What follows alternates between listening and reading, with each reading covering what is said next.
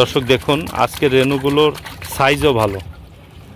এখানে বড় বড় যেগুলো দেখতে পাচ্ছেন একটু কালো কালার, এগুলা সবই হচ্ছে খড়কুল্লো মাছ যেগুলাকে আপনারা বলেন, সবই খড়কুল্লো মাছের রেনু।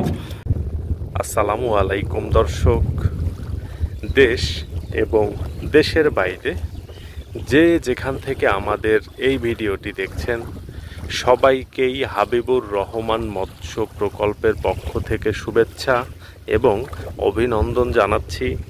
দর্শক, কথা বলছি আমি মোহাম্মদ মাহমুদ রাজীব এবং আমাদের মাছ চাষের যে প্রকল্প এইটার স্থান হচ্ছে ফরিদপুর জেলার ভাঙ্গা থানায়। দর্শক, গত ভিডিওতে আপনারা দেখেছেন কিভাবে পদ্মা নদী থেকে আমরা কার্প জাতীয় মাছের রেনু সংগ্রহ করি এবং কিভাবে রেনুগুলো সংগ্রহ করে এখান থেকে আমাদের প্রকল্পে আমরা নিয়ে যাই। বিস্তারিত আমি গত ভিডিওতে দেখানোর চেষ্টা করেছি। দর্শক, পদ্মা নদীর রেনু সংগ্রহ করার জন্য আমার এখানে যে টিম আছে, আমার টিমের প্রত্যেকটা মানুষই খুব এক্সপার্ট।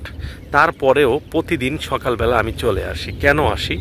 আসার কারণ হচ্ছে এত বড় নদীর সামনে এসে দাঁড়ালে মন মানসিকতা অনেক ভালো হয়ে যায় এবং নদীর বিশালতা দেখতে খুব ভালো লাগে। পাশাপাশি দেখুন যে প্রচণ্ড রকমের রোদ উঠে আছে। রোদের এত পরিমাণে প্রখরতা যেটা আসলে বোঝানোর মতো না। তারপরেও এই পানির সাথে বাতাসটা লেগে যে গায়ে লাগতেছে এসে, এটা প্রচণ্ড রকমের ভালো লাগা কাজ করে।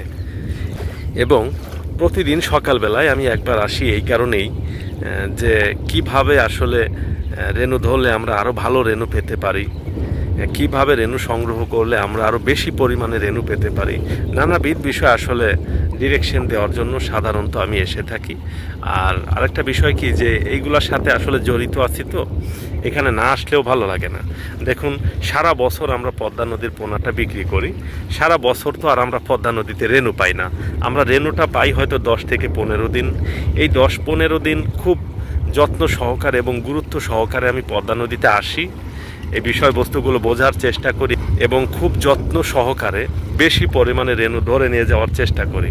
দর্শক, আমাদের পদ্মা নদীতে প্রচণ্ড রকমের স্রোত বয়ে যাচ্ছে এবং আজকে পানি দেখা যাচ্ছে যে অনেকটাই বেড়ে গিয়েছে। পানি গতকালকে যেমন ছিল তার থেকে প্রায় 2 ফিটের মতো বাড়তি আজকে।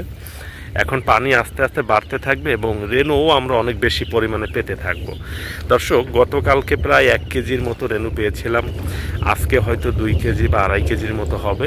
আস্তে আস্তে এটা বাড়তে থাকবে এবং কিছুদিন এরকম ভালো পরিমাণেই আসলে পাওয়া যাবে, তারপরে আর ভালো রেনুটা পাওয়া যাবে না। এবং একটা বিষয় আছে যে রেনু যারা ধরে তারা বিষয়টা বুঝতে পারে।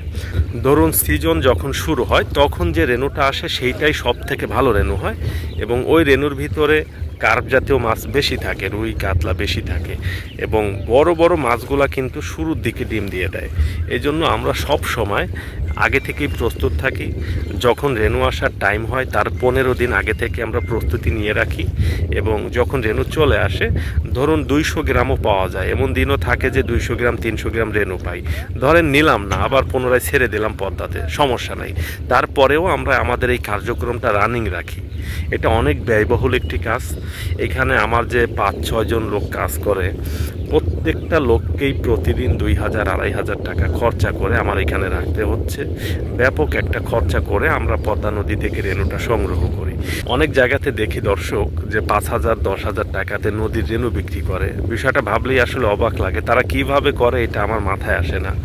এবং ওই রেনুগুলো আসলে কতটুকু পিওর, আদৌ এটা নদীর রেনু নাকি হ্যাচারি রেনু মিক্সিং করা, এই বিষয়ে আমার যথেষ্ট সন্দেহ আছে। দেখুন, আমি যদি রেনু বিক্রি করতাম, 100 কেজি রেনু বিক্রি করতে পারতাম, কিন্তু আমি ইচ্ছা করে করি না। না করার কারণ হচ্ছে নদীর রেনু পুকুরে মজুত করার পরে কি মাছ হবে এটা বোঝাই আসলে কঠিন। এটা বোঝা খুবই কঠিন। রুই হতে পারে বেশি, কাতলা হতে পারে বেশি, অবাঞ্ছিত মাছ হতে পারে বেশি, কোনো মাছ নাও হতে পারে, শুধু আজে বাজে মাছ হয়ে যেতে পারে। এই জন্য আসলে নদীর রেনুটা আমরা বিক্রি করি না। ধরুন একজন চাষি ভাই নিয়ে গেল, নিয়ে গিয়ে যদি দেখে যে না এটাতে ভালো মাছ হয় না, তখন ভাববে যে রাজীব ভাই হয়তো ভালো মানুষ না, আমাকে ভালো জিনিস দেয় নাই। এই জন্য বেসিক্যালি আমরা রেনুটা বিক্রি করি না। তবে চাষি ভাইয়েরা প্রচণ্ড রকমের অনুরোধ করে রেনুর জন্য, এই জন্য রেনুটা না দিয়ে এই বছর আমরা 10-15 হাজারে 1 কেজি হয় এরকম সাইজের ধানিটা আমরা বিক্রি করব। আপনারা চাইলে ওইটা আমাদের কাছ থেকে সংগ্রহ করতে পারবেন। তো দর্শক, এটা হচ্ছে পদ্মার একটি উপশাখা বলতে পারেন। আমরা যেখানটা থেকে রেনু ধরি ওই দূরের দিকটা থেকে, দর্শক এখান থেকে প্রায় 4-5 কিলো ভিতরে আমরা চলে যাব। ওইখানে মেইন যে পদ্মা নদী, ওইখানটা থেকে আমরা রেনু সংগ্রহ করব। কারণ ওইখানে গভীর অরণ্য, ওই জায়গাটাতে বড় বড় মাছ থাকবে এবং বড় মাছের বাচ্চাগুলো আমরা সংগ্রহ করব। তো দর্শক, আমাদের ট্রলার চলে আসছে। এই ট্রলারে করে এখন ওই গভীর পদ্মায় যাব। গভীর পদ্মায় গিয়ে দেখি যে আমাদের আজকে কি পরিমাণ রেনু আমরা পেয়েছি।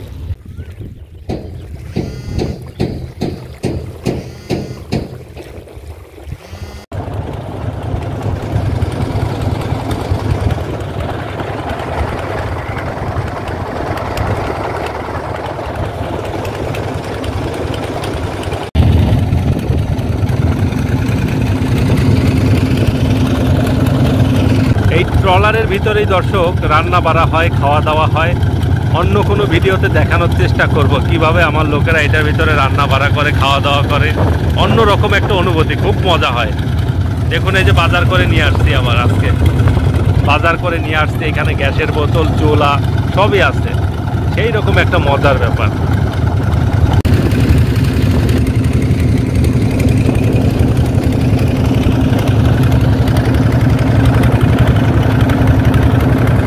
দর্শক, সারা রাত সংগ্রহ করে রেনুগুলোকে এই হাপার ভিতরে রাখা হয়েছে। এই হাপার ভিতরে আমরা 10 ফোঁটা কেরোসিন তেল দিয়ে দিয়েছি। এর ফলে যেটা হবে যে এটার ভিতরে অবাঞ্ছিত যে মাছগুলো থাকবে, বিশেষ করে কাসকি মাছ এবং চেলা চান্দা মাছের যে রেনু, সেগুলো মারা যাবে। হাঁস পোকা এবং অন্যান্য অবাঞ্ছিত যে পোকাগুলো থাকবে, সেই পোকাগুলো মারা যাবে। দর্শক, আমরা রেনু সংগ্রহ করেই সাথে সাথে নিয়ে যেতে পারবো না। ধরুন সংগ্রহ করে যদি সাথে সাথেই নিয়ে যাই, তাহলে কিন্তু ওই রেনুগুলো ঠিকঠাক মতো গিয়ে পৌঁছাবে না এবং ওইগুলোর ভিতরে অবাঞ্ছিত মাছ হয়ে যাবে অনেক বেশি। আমরা যখন রেনুগুলো এরকম ফাঁদের ভিতর থেকে আনি, এনে এটার ভিতরে যদি 5-6 ঘন্টা বা 7-8 ঘন্টা রেখে দেওয়া হয়, তাহলে যে বিষয়টা ঘটে যে অবাঞ্ছিত মাছ, যেই মাছগুলোর স্টেবিলিটি খারাপ, যেমন ধরুন কাসকি মাছ, তারপরে চাপিলা মাছ, চান্দা মাছ, চেলা মাছ, এদের রেনুগুলো আস্তে আস্তে মারা যায়। কিছু পরিমাণে সিলভার, বিঘেট এগুলাও থাকে।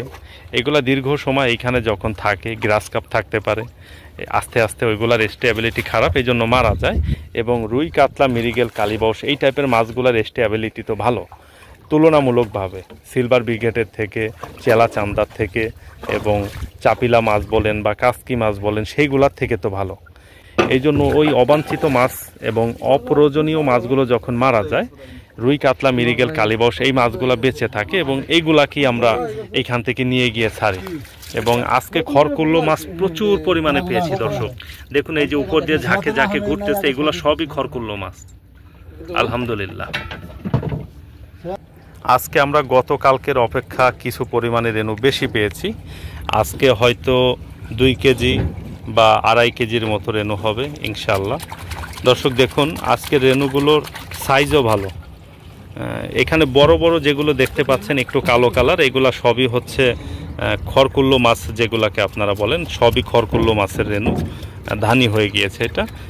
এবং গোল্ডেন কালারের যেগুলো দেখতে পাচ্ছেন, এগুলা হচ্ছে কার্প জাতীয় মাছ আছে। নানান ধরনের মাছ থাকবে। আসলে নদীর মাছের সাথে কখনো তো আসলে বলা মুশকিল যে এই মাছটাই হবে, এটা বলা খুবই কঠিন। দর্শক, আজকে মাছগুলো নিয়ে যাচ্ছি আমরা ড্রামে করে। গতকালকে পাতিলে করে নিয়েছিলাম, পাতিলে করে ট্রান্সফার করতে একটু অসুবিধা হয়, এই জন্য আজকে ড্রামে করে নিচ্ছি, যেন গাড়িতে খুব একটা ঝাঁকি টাকি না লাগে এবং পড়ে যাওয়ার সম্ভাবনা না থাকে। দাও তো এদিকে, দেখুন আলহামদুলিল্লাহ। দর্শক, রেনুগুলো এনে এখন আমাদের এই পুকুরটিতে ছাড়া হচ্ছে। গত ভিডিওতে আপনারা দেখেছিলেন, গত দিন আমরা যে রেনুগুলো পেয়েছিলাম সেইগুলাও আমরা এই পুকুরটিতেই মজুত করেছিলাম।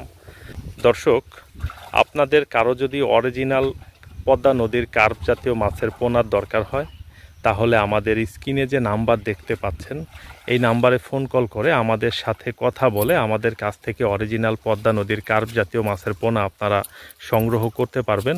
দর্শক, এখন থেকে 10 দিন বা 15 দিন পরে আমাদের কাছে 1 কেজিতে 10,000 থেকে 15,000 হয় এইরকম সাইজের পদ্মা নদীর কার্প জাতীয় মাছের ছোট পোনাগুলো পাবেন। এবং এখন থেকে 1 মাস বা 1.5 মাস পরে আমাদের কাছে আপনারা 1 কেজিতে 100 থেকে 150, 200 এইরকম লাইনের পোনাটা পাবেন। দর্শক, যদি কারোর দরকার হয় আমাদের সাথে যোগাযোগ করে এখনই বুকিং করে রাখতে পারেন। এই বছর আমরা প্রচুর পরিমাণে বুকিং নিয়েছি, এই জন্য এই বছর প্রচুর পরিমাণে পোনা আমরা করতেছি। দর্শক, পর্যায়ক্রমে আমি ভিডিও আকারে আপনাদেরকে দেখানোর চেষ্টা করব। এরপরে আমরা এই রেনুগুলোকে কি খাবার দিব, কতদিন পরে এইগুলাকে কাটাই করে অন্য পুকুরে ট্রান্সফার করব, এবং এর ভিতর থেকে রাক্ষুসে মাছগুলো বেছে বেছে কিভাবে আমরা আলাদা করি, অবাঞ্ছিত মাছগুলো কিভাবে বেছে বেছে আলাদা করি, বিস্তারিত আমি আপনাদেরকে আমার ভিডিওতে দেখানোর চেষ্টা করব ইনশাআল্লাহ। যাই হোক দর্শক, সবার সুস্বাস্থ্য এবং দীর্ঘায়ু কামনা করে আমাদের আজকের ভিডিওটি আমরা এইখানেই শেষ করতেছি। সবাই আপনারা ভালো থাকবেন, সুস্থ থাকবেন। আসসালামু আলাইকুম।